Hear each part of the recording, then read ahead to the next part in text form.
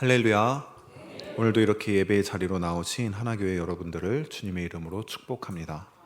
오늘은 사무엘상 8장 5절에서 9절까지 말씀을 통해 내가 바라는 왕, 내가 바라는 왕이라는 제목으로 함께 말씀을 나누도록 하겠습니다. 20세기 중반 영국의 작가로 널리 알려진 조지 오웰이라는 사람이 있습니다. 이 사람이 쓴 유명한 책 중에서도 가장 유명한 대표작 중 하나로 동물농장이라는 책이 있습니다. 이 책을 읽어보신 분 있으신가요? 저는 이 책을 정말 인상 깊게 읽었는데요. 이 책의 내용을 간략히 설명해 드리자면 매너라는 이름이 붙은 농장이 배경이 되는 이야기입니다. 이 매너 농장은 다른 농장과 다를 바 없이 많은 동물들을 기르고 관리하는 농장이었습니다. 그런데 어느 날 이 농장에 있던 한 돼지가 동물들을 모아놓고 특이한 이야기를 하게 됩니다. 무슨 이야기냐? 이 농장의 주인은 동물들이다. 동물들이 동물들을 관리해야 된다. 그 돼지는 자신들을 착취하고 억압하는 인간들을 쫓아내고 모든 동물이 자유롭게 사는 세상을 만들어야 한다. 이렇게 말합니다. 그 말을 들은 동물들은 설득되어 넘어가게 되었고 얼마 지나지 않아 돼지들을 중심으로 혁명이 일어나게 됩니다. 농장주를 비롯한 모든 인간들은 쫓겨났고 매너 농장에는 동물만 남게 됩니다. 동물들은 그 매너 농장이라는 이름마저 동물 농장이라고 바꾸고 인간이 사라진 농장에서 지상 낙원을 누리기 시작합니다. 동물들은 스스로 정한 규칙에 따라서 인간이 없이도 농장을 운영하였고 혁명을 주도한 돼지들의 지도하에 행복한 나날들을 보내고 있었습니다. 하지만 그런 시간은 오래 가지 않았습니다. 권력을 잡은 돼지들이 점점 부패하기 시작하였고 특히나 농장주와의 전쟁이 일어났을 때 맹활약을 한 돼지를 중심으로 권력이 집중되기 시작하면서 권력을 잡은 돼지들 사이에 권력 싸움이 일어나게 됩니다. 결국 이 동물 농장은 더 이상 평등한 유토피아가 아니라 부패하고 불공평한 공간으로 바뀌기 시작하였습니다. 그 속에서 돼지들은 다른 동물들 위에 점점 군림하였고 동물들을 착취하기 시작합니다. 그리고 마침내 동물들은 돼지들의 밑에서 전과 다름없는 모습으로, 아니 인간이 관리하던 때보다 더 비참한 모습으로 통제가 됩니다. 동물들은 그들을 관리하는 주인이 필요 없다고 생각했습니다. 하는 것도 없이 그들을 괴롭히기만 하고 착취하고 못살게 구는 것이 바로 인간이라고 생각했습니다. 하지만 동물들이 인간이 관리를 받을 때 그들은 인간이 그들을 관리하고 그들을 살 수 있게 최대한 좋은 조건으로 기르고 있다는 것을 알지 못하였고 그들은 결국 그들의 주인을 자신의 손으로 바꾸게 됩니다. 그리고 새로 그들이 세운 주인, 돼지들의 밑에서 더 혹독하고 비참한 모습을 맞이하게 됩니다. 오늘 본문 말씀은 이처럼 자신들의 왕을 세우려는 이스라엘 백성들의 모습을 보여줍니다. 오늘 말씀이 어떻게 시작하고 있습니까? 5절 말씀 우리 한번 함께 읽겠습니다. 그에게 이르되 당신은 늙고 당신의 행위를 따르지 아니하니 모든 나라와 같이 우리에게 왕을 세워 우리를 다스리게 하소서 한지라. 아멘. 모든 나라와 같이 우리에게 왕을 세워 우리를 다스리게 하라. 이스라엘은 왕이 없는 나라였습니다. 사실 이는 고대 국가의 모습을 생각해 보면 정말 독특한 경우라고 할 수 있습니다. 이스라엘 백성들이 고백하는 것을 보면 더욱 더 잘 알 수 있습니다. 무엇이라고 고백합니까? 모든 나라와 같이 왕을 세워달라. 무슨 뜻이냐? 우리를 제외한 모든 나라에는 다 왕이 있다는 것입니다. 그렇기에 이스라엘이 왕을 세워달라고 하는 요구는 그렇게 이상한 요구는 아니었습니다. 특히나 당시 이스라엘은 애굽에서 탈출한 이후 가나안 땅을 정복하고 그 땅에서 약 300년 이상의 시간을 보내면서 수많은 이방 민족의 침략을 받게 됩니다. 그 시간은 그들에게 있어서 마치 쳇바퀴를 도는 것처럼 반복되는 역사였습니다. 이방 민족이 그들을 공격하고 그들은 고통받다가 해방되는데 누구에 의해서 해방됩니까? 사사들에 의해서 해방이 됩니다. 이스라엘은 그 과정을 반복하면서 왕의 필요성을 느끼게 됩니다. 언제든지 그들을 다스리고 그들의 불안과 걱정을 해결해 줄 수 있는 지도자를 원하게 된 것입니다. 이러한 이스라엘의 생각은 사무엘이 늙으면서 더욱 깊어지게 되었습니다. 본문 말씀 1절 말씀 한번 함께 읽어보겠습니다.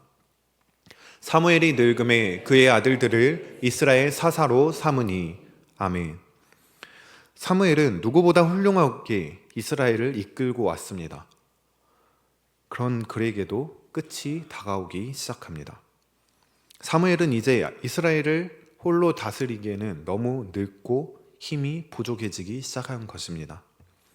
문제는 그러한 상황 가운데 사무엘이 자신의 아들들을 이스라엘을 위한 사사로 삼았다는 것입니다. 사사는 하나님께서 세우는 것이지만 사무엘은 자기 아들들을 임의로 세우게 됩니다. 그리고 이에 대한 문제는 얼마 지나지 않아 드러나게 되었습니다. 3절 말씀입니다. 그의 아들들이 자기 아버지의 행위를 따르지 아니하고 이익을 따라 뇌물을 받고 판결을 굽게 하니라. 아멘. 그의 아들들은 아버지 사무엘의 행위를 따르지 않습니다. 사무엘이 신실하게 하나님을 의지하며 오로지 하나님의 아래서 이스라엘을 다스렸던 것과 달리 사무엘의 아들들은 그들의 이익을 따라 뇌물을 받았으며 그 뇌물에 인해서 판결을 어떻게 내릴지를 결정하였습니다. 이스라엘 백성들은 그것을 보고 참지 못합니다. 안 그래도 그들을 다스릴 왕이 필요하다, 그렇게 쭉 생각해 오고 있던 차에 지금까지 그들을 잘 이끌고 오던 사무엘은 늙어버렸습니다. 그리고 그의 뒤를 이어 세워진 아들들은 사무엘의 행위를 따르지 않습니다. 그들은 모여서 사무엘을 찾아갔고 오늘 우리가 함께 읽었던 본문 말씀처럼 왕을 세워달라고 요구합니다. 이스라엘 백성들의 이러한 요구는 문제가 없는 것처럼 보입니다. 오히려 타당한 것처럼 보입니다. 그들은 누구보다도 왕이 없는 나라의 고충을 알고 있었으며 사무엘의 아들들은 사사의 역할조차 제대로 수행하지 못하였습니다. 그런데 오늘 본문 말씀은 이러한 이스라엘 백성들의 요구를 들은 사무엘의 반응이 좋지 않았다고 전합니다. 6절 말씀입니다. 함께 읽어보겠습니다. 우리에게 왕을 주어 우리를 다스리게 하라 했을 때 사무엘이 그것을 기뻐하지 아니하며 여호와께 기도하매. 아멘. 사무엘이 그것을 기뻐하지 않았습니다. 왜 그렇습니까? 그것은 그들이 왕을 세우려는 의도가 하나님의 뜻에 어긋난 것이었기 때문입니다. 이스라엘 백성들의 요구는 표면적으로 보았을 때 사무엘과 그의 아들들로 이어지는 사사들의 지배를 벗어나 왕을 선출하는 것이었습니다. 하지만 그 속내를 들여다보면 그 속엔 하나님의 통치를 거부하는 뜻이 담겨져 있었습니다. 이스라엘은 왕이 없는 것처럼 보였지만 사실 왕이 있는 나라였기 때문입니다. 이스라엘의 왕이 누구입니까? 하나님이십니다. 이스라엘의 왕은 처음 애굽을 탈출할 때부터 지금 그들이 사무엘 앞에 나아온 이 순간까지 쭉 하나님 한 분이셨습니다. 그들이 이방 민족에게 어려움을 당한 것도 하나님께 거역하였기 때문이고 그들을 구원할 사사들을 보내사 그들을 통하여 이스라엘을 구원하신 것도 바로 하나님이셨습니다. 그런데 이스라엘이 우리에게 왕이 없다, 우리에게 왕을 세워달라 이렇게 말하는 것은 이러한 하나님의 통치를 부정하는 것과 동시에 우리가 이제 하나님이 아닌 다른 것을 의지하겠다 그렇게 선포하는 것입니다. 그래서 하나님께서는 사무엘을 향하여 이렇게 말씀하십니다. 7절 8절 말씀입니다. 여호와께서 사무엘에게 이르시되 백성이 내게 한 말을 다 들으라. 이는 그들이 너를 버림이 아니요 나를 버려 자기들의 왕이 되지 못하게 함이니라. 내가 그들을 애굽에서 인도하여 낸 날로부터 즉 오늘까지 그들이 모든 행사로 나를 버리고 다른 신들을 섬김같이 내게도 그리하는 도다. 아멘. 사무엘은 하나님이 기름 부은 사사입니다. 하나님이 세우신 지도자이며 하나님의 통치를 대리하는 자입니다. 사무엘의 통치는 사실상 사무엘의 통치가 아니라 하나님의 통치였다는 것입니다. 그래서 하나님께서는 이렇게 말씀하십니다. 이스라엘 백성들이 이스라엘의 사사인 사무엘 너를 거부하고 왕을 세워달라고 하는 것은 그들이 너를 버리는 것이 아니다. 나를 버려서 그들의 왕이 되지 못하게 하는 것이다. 그들이 애굽을 나올 때부터 지금까지 나를 버리고 다른 신들을 섬겼던 것처럼 너를 버리고 새로운 왕을 원하는 것일 뿐이다. 결국 이스라엘 백성들은 지금 하나님의 통치를 거부하고 그들이 의지할 수 있는 것은 어떠한 다른 것을 섬기겠으니 우리에게 그 대상을 달라, 그렇게 요구하고 있는 것입니다. 이것이 얼마나 파렴치하고 몰상식한 행위입니까? 그들은 온전히 하나님의 이끄심 아래 애굽에서 빠져나왔으며 하나님의 통치 아래 가나안 땅을 점령하였습니다. 하지만 그들은 하나님을 바라보지 못하고 의지하지 못하였습니다.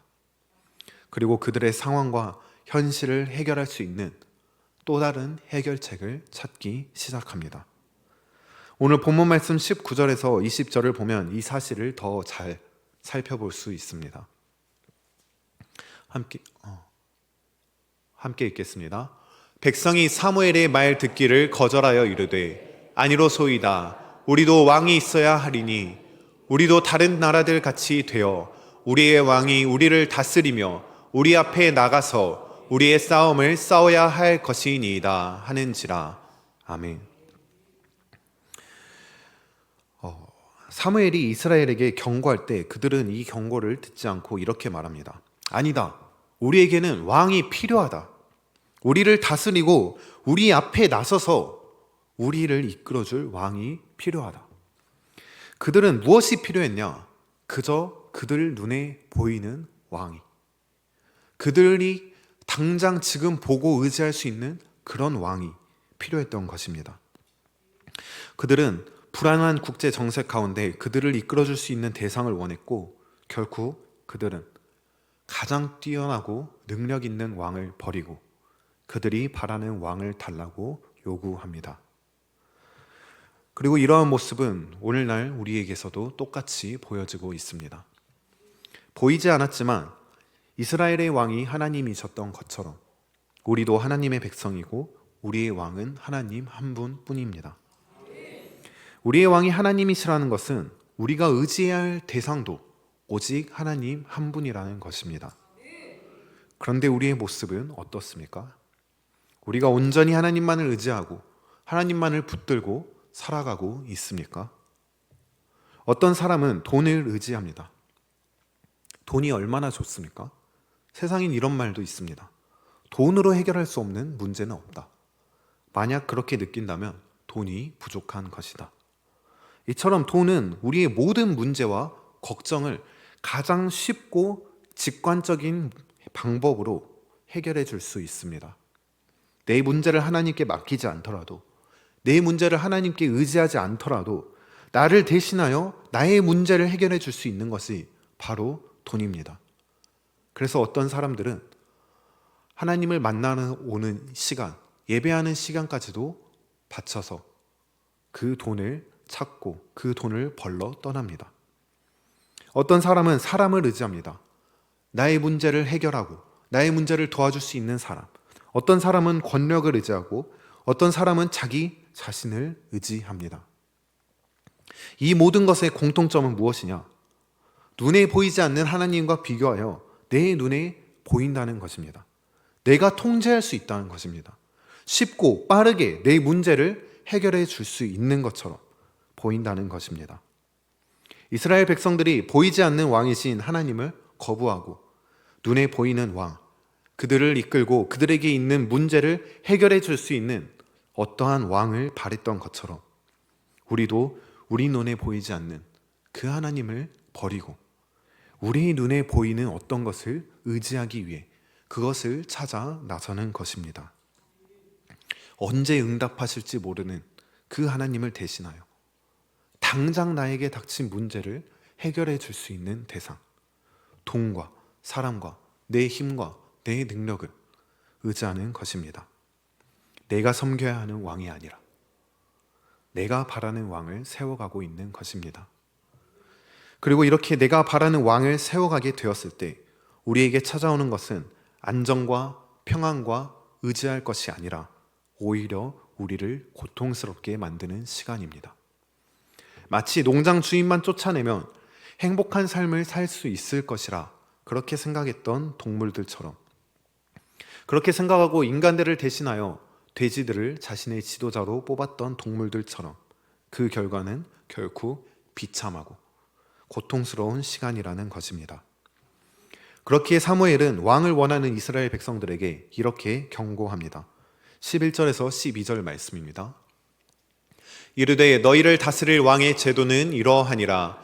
그가 너희 아들들을 데려다가 그의 병거와 말을 어거하게 하리니 그들이 그 병거 앞에서 달릴 것이며 그가 또 너희의 아들들을 1000부장과 50부장을 삼을 것이며 자기 밭을 갈게 하고 자기 추수를 하게 할 것이며 자기 무기와 병거의 장비도 만들게 할 것이며. 아멘. 먼저 사무엘은 그들의 자식들이 병사로 끌려가게 될 것이라 그렇게 말합니다. 이스라엘 백성들이 원했던 것이 무엇입니까? 자신들을 지켜주고 보호해줄 수 있는 왕, 자신들의 가장 앞에서 자신들을 이끌고 적들을 물리쳐 줄 수 있는 그 왕, 그들이 바랬던 것은 그러한 왕이었습니다. 그런데 그 왕은 그들의 자식들을 끌고 갈 것입니다.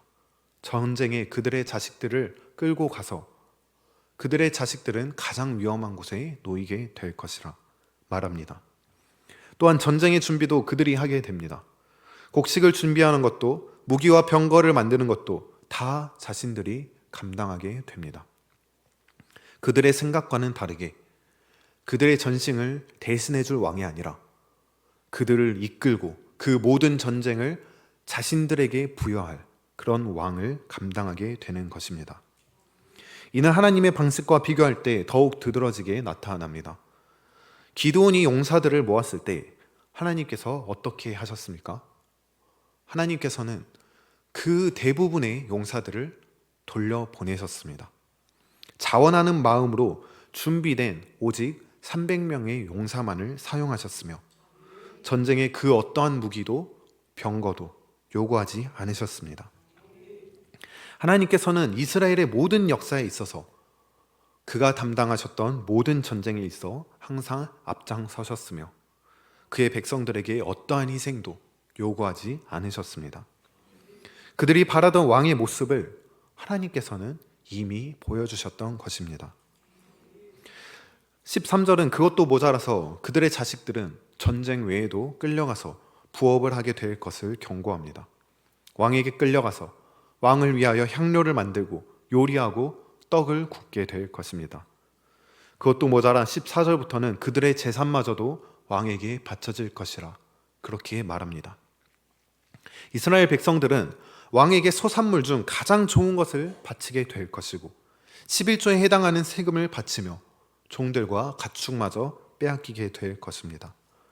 마침내 사무엘은 17절에서 너희가 그의 종이 될 것이다 그렇게 전합니다. 그들이 바라는 왕을 세우게 되었을 때 그들이 마주하게 될 현실은 그들을 대신하여 가장 앞장서서 그들을 이끌고 대적들의 맞설 왕이 아니라 그들을 수탈하고 그들을 종으로 부리는 그러한 왕이라는 것입니다. 우리가 바라는 왕은 모든 문제를 하나님보다 더 쉽고 빠르고 완벽하게 해결해 줄 수 있는 전능자처럼 보입니다. 우리는 그러한 것들을 바라보며 의지합니다. 잠깐은 그렇게 보입니다. 하지만 그것들은 우리의 근본적인 문제들을 해결하지 못합니다. 돈은, 사람은, 지식이나 힘은, 어떤 재능들은 그것을 의지할수록 우리를 더 올가매고 우리를 더 고통스럽게 할 뿐입니다.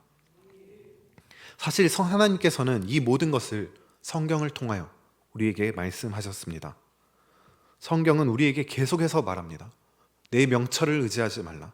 다른 신을 바라보지 말라. 세상의 힘을 의지하지 말라. 자기 마음과 힘과 재물을 내려놓아라. 그것들을 우리를 실패와 저주로, 멸망의 길로 이끌 뿐이다. 그렇게 계속해서 반복해서 우리에게 말하고 있습니다. 그럼에도 우리의 모습은 어떻습니까? 여전히 내가 바라는 왕을 찾고 내가 바라는 왕을 의지하기를 쉬지 않습니다. 이스라엘 백성도 그랬습니다. 그들은 사무엘을 통한 하나님의 경고를 들었음에도 왕을 원하였고 왕을 세워주기를 간구하였습니다. 그리고 하나님께서는 사무엘에게 왕을 세울 것을 말씀하십니다.